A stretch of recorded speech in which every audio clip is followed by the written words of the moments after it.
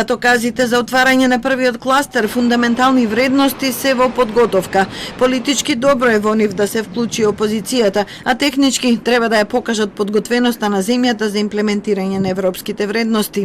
Министерот Бојан Маричич во телефонски разговор со Телма најави дека уште еднаш ќе ја повика опозицијата на активно учество во подготовката на акциските планови патокази.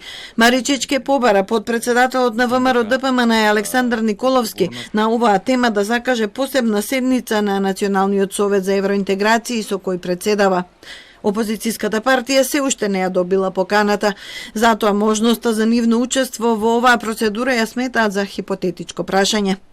Немаме покана, а на хипотетички прашања не одговараме.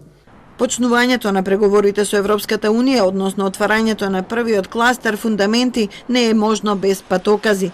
Првиот владење на правото опфаќа правосудство, фундаментални права, правда, слобода и безбедност. Вториот е за реформа на јавната администрација, а третиот за функционалноста на демократските институции. Рамката во која што ќе се движат патоказите, секој од нив ќе треба да се осврне на стратешките документи во дадената област, законодавството, кое што е актуелно, институционалната рамка, кое што имаме, односно кои институции каква надлежност имаат во која тие области, се разбира со план кога целосно ќе ги усогласиме нашите правни акти со тие на Европската Унија. Вториот елемент од патоказите ќе се однесува на имплементацијата, практично ќе се следи имплементацијата и институционалните капацитети. Што се треба да имаат институциите, какви капацитети треба да развијат, доколку ги немаат, односно да ги зајакнат доколку ги имаат. Првиот патоказ опфаќа и акциски план за заштита на малцинствата, меѓу нив и на бугарското во согласност со меѓународните документи.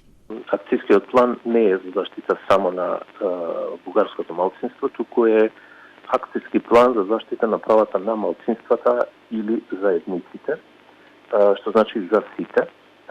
Не е тоа само за Бугарија, така е дефиниран и така и ќе се однесуваме, се разбира, према акциски план, иако нема да може да ги прескокнеме оние обврски кои што секако пред нас стојат, кои произлегуваат и од билатералните договори кои ги беа подпишано со нашите соседи.